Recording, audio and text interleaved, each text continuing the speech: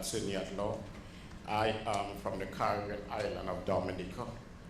Many of you may have known of this country. It is in the West Indies, 3.5 hours from the US. Now, today I'll be very short because time is running against us and you will see me second time again. So I will not take too much of your time. But just to talk about global mobility and the trends it takes now, before when you talk about citizenship by investment program, when it started, they all started as an investment. Persons wanted certain returns on their investment, and they started that concept.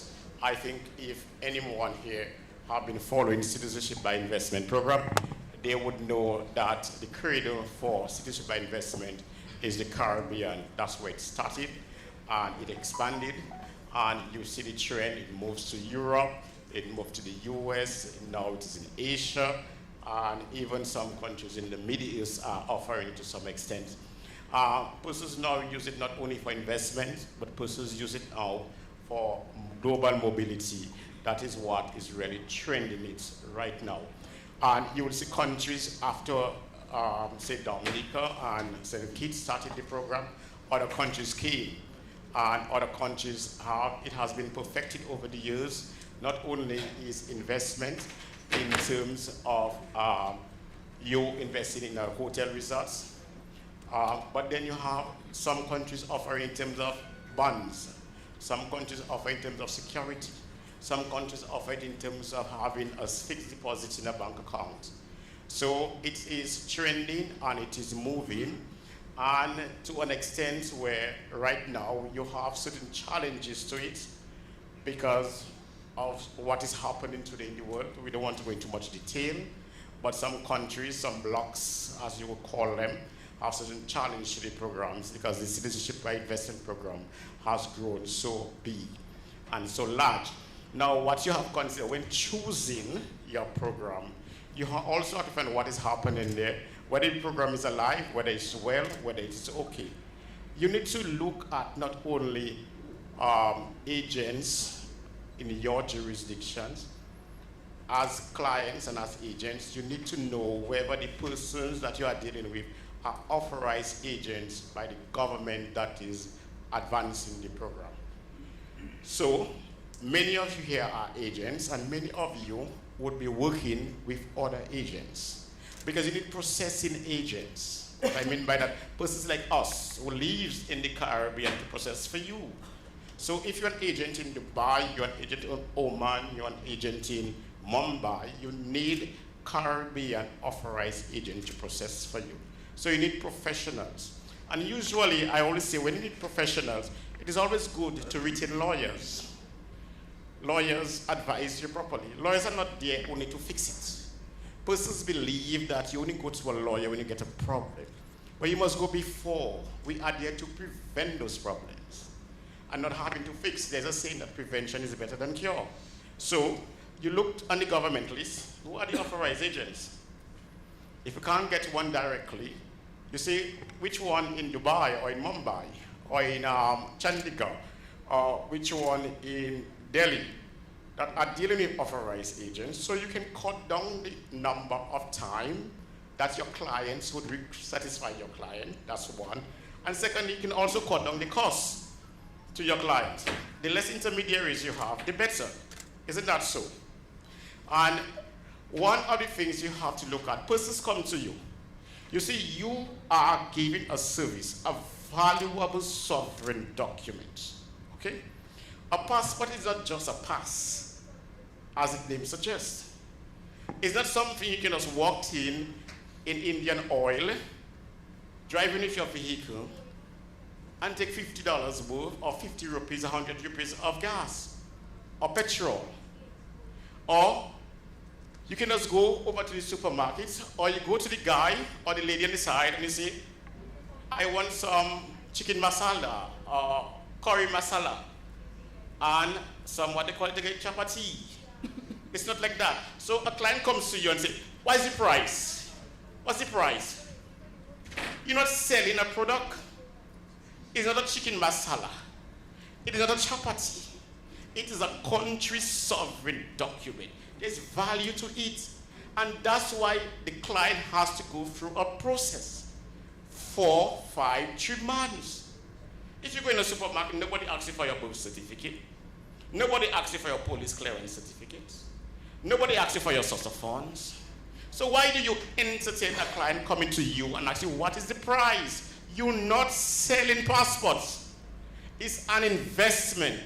You have to say to them, I am not selling passports. No government authorized me to sell passports. This language must be removed. You must nip it in the bud. And that's why sometimes when you encourage it, clients come and tell you, oh, this one's selling it to me for 50, you must give it to me for 40. You tell them, well, if you want it for 40, go in the market in Mumb, you don't get it for 40. I am not selling passports. I am promoting a program. And that's why when the client comes to you, you make them sign a contract. You tell them this as his checklist, that's the requirements. You must satisfy those requirements. You must fill in forms, certain forms. And then it goes back to the government processing units. And then it goes through the process. If you go to the supermarket, you don't go through that. If you go to the market, you don't go through that. So you have to maintain the integrity of the document that the client is getting. A document that can make you enter London without having to apply for a visa. How that can be a sale. So you have to look at that as agents. That's all. That's very important. The next thing that you have to look at, not only is the processing time, not only is the same of the requirements, but you have to be able to convince the clients that that document is not for all and sundry. It was not created for everybody. It's not everybody in Mumbai or in Bombay, as you may call it, that can afford that investment. So do not try to belittle the documents and going from one agent to another, trying to get cheapness. It doesn't have that. You have to look at the government list, authorized agents. Look at the government published fees. And the government say minimum investment sum on a donation level is 100,000 US. Somebody said I give it to you for 50,000 US. Where is that? Where on the published list are you seeing that? Prove it to me. So these are things that you have to look at. It's very important. And then these documents not only gives global mobility, but they're very important in terms of your bank accounts opening. Persons use it for those purposes. Persons use it for safety, they come to retire in the country. Let's say Dominica is sparsely populated with only 70,000 people. Grenada, Antigua, St. Lucia, they all sparsely populated island. They have safe and secure.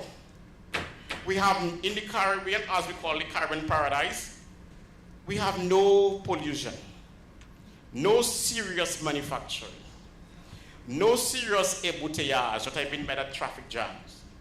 A country of 98,000, 78,600. We live long. We bathe in our rivers, and we drink water from our rivers. We bathe in our sea.